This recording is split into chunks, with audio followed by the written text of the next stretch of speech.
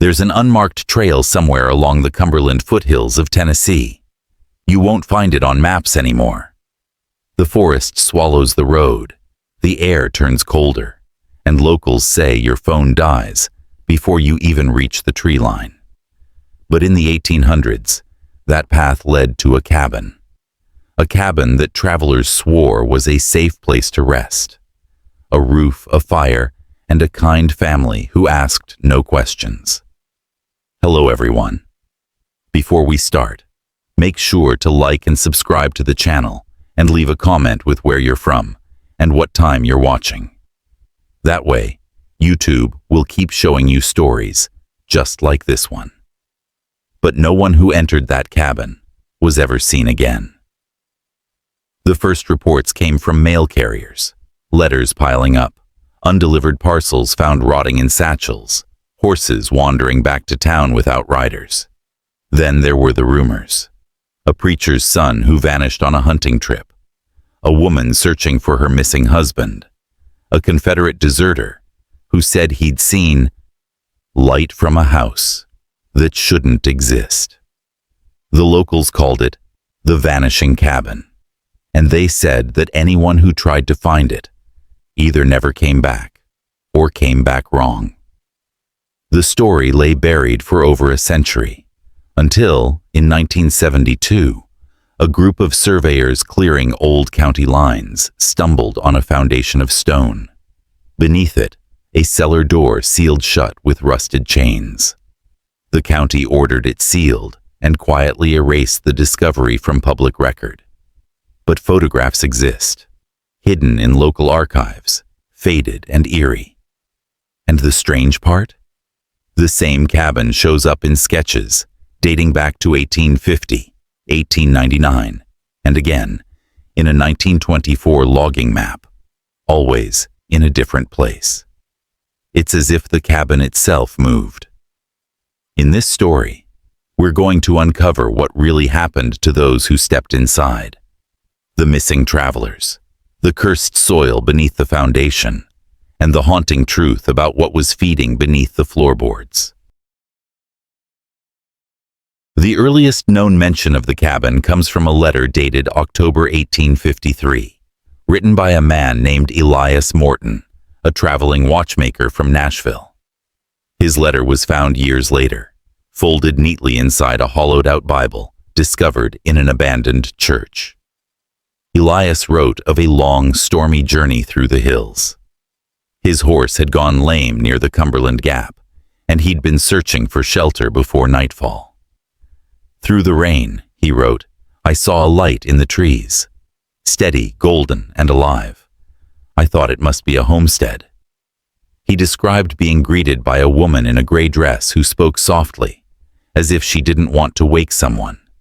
She told him her husband was asleep, but that he could stay until morning. The fire was already lit.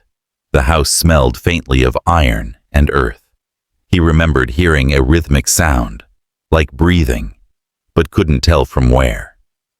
That was the last letter Elias ever wrote. Weeks later, a local farmer found his horse, tied near a fence, well-fed, saddle-polished, reins coiled neatly.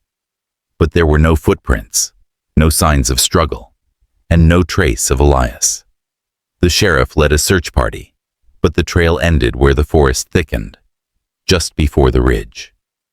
Locals said the woods folded in on themselves, as if the path had never existed. Years passed, and stories began to layer. Travelers said they saw a dim light between the trees, flickering like a lantern. Some claimed to hear voices calling them by name, though no one was around. By 1880, the area had a reputation.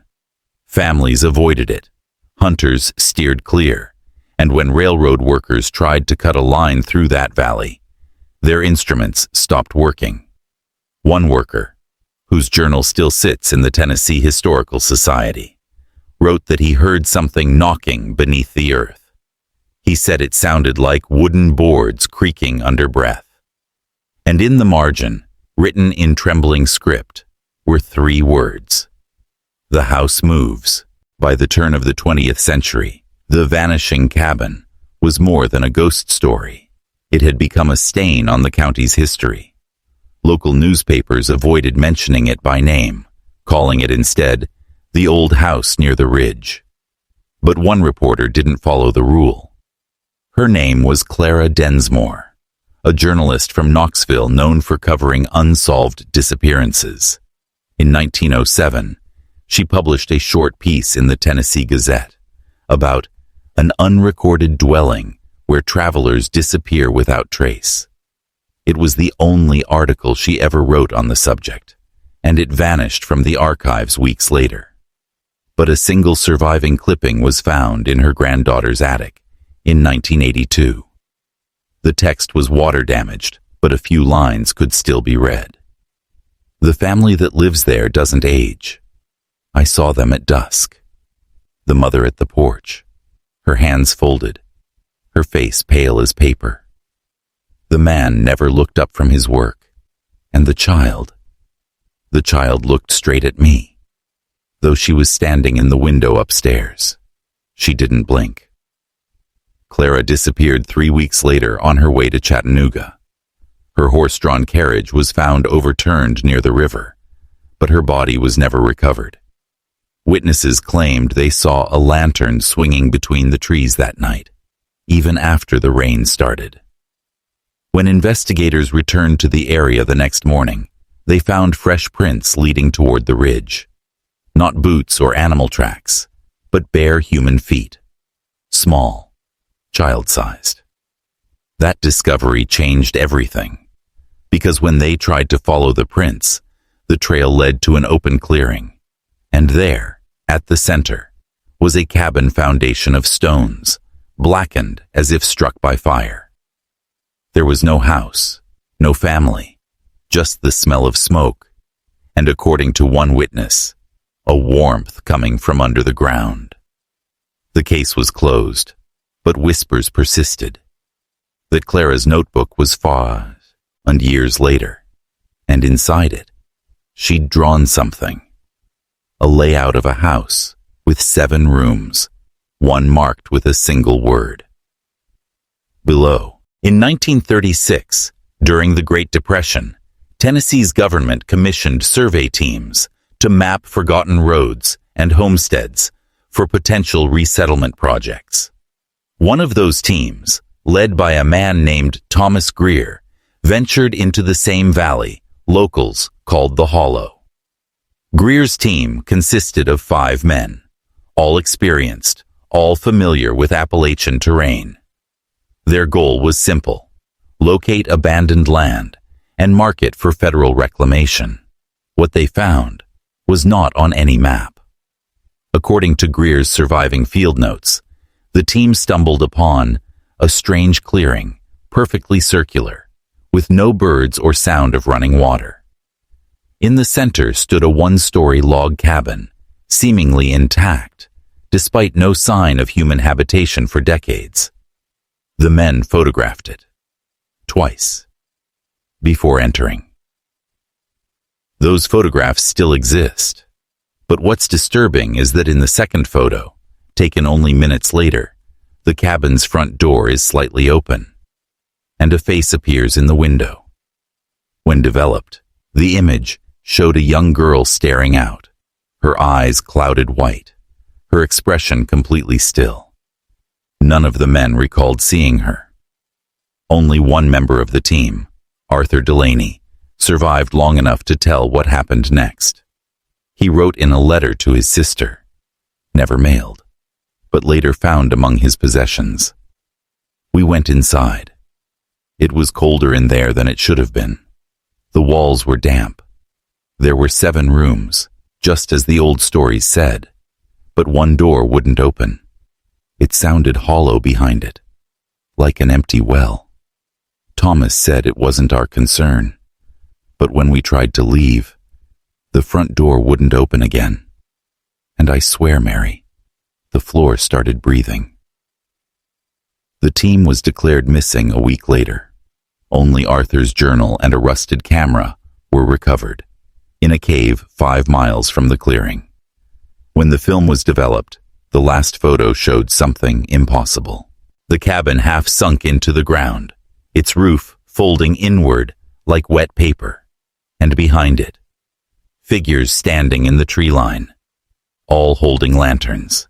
In the 1950s, when construction began for Route 441, a crew dynamiting part of the ridge unearthed something that brought the legend roaring back. Beneath a sheet of limestone, they found a sealed chamber lined with rotted timber. It wasn't listed on any geological survey. Inside were personal effects, a rusted pocket watch, a cracked porcelain doll, and what appeared to be human remains, folded neatly inside the remnants of a dress. The coroner's report vanished before it was filed, but one copy survived in the possession of a local historian who shared it anonymously decades later. The bones were determined to belong to a woman in her 30s, buried with her hands clasped and her skull fractured inward, as if crushed from above. But here's what chills most experts.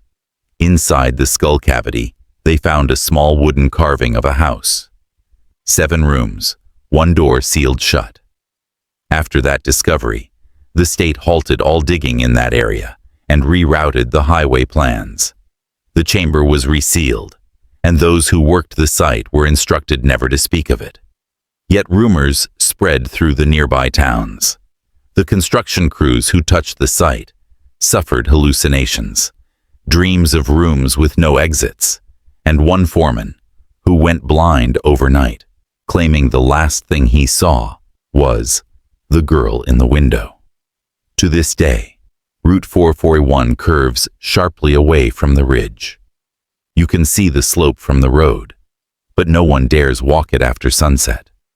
Locals say that on cold nights, headlights flicker for no reason, and if you stop the car and listen carefully, you can hear knocking beneath the asphalt. And if you're still watching, you're already braver than most. Tell us in the comments, what would you have done if this was your bloodline?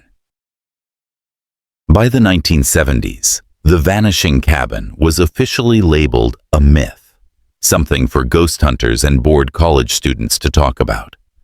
But in 1979, an anthropology student named Rebecca Holt from the University of Tennessee conducted an independent field study on patterns of folk memory in isolated communities. Her tapes, labeled only by date, were rediscovered in 2004. The recordings are difficult to listen to, warped by time, static-filled, but the voices, they're clear. On one tape, an elderly man, identified only as Mr. Cargill, speaks softly, as if afraid someone might overhear. He says the cabin was not built, but born. That it was the place where the first settlers traded their dead for shelter. He claimed his grandfather had gone there once and returned mute, unable to look at the ground for the rest of his life. Another woman, her voice trembling, told Rebecca, "The cabin calls when it's hungry." Rebecca's field notes describe her growing unease. Tools missing from her tent, strange footprints in the mud near her car, a distant hum at night, like wind moving through hollow wood. On her last entry she wrote, "The forest feels wrong. Trees are leaning inward, like listening. I saw the foundation again today, and I swear there was a child's handprint on the stone, pressed from the inside." Rebecca disappeared 2 days later. Her car was found near the ridge with the keys still in the ignition.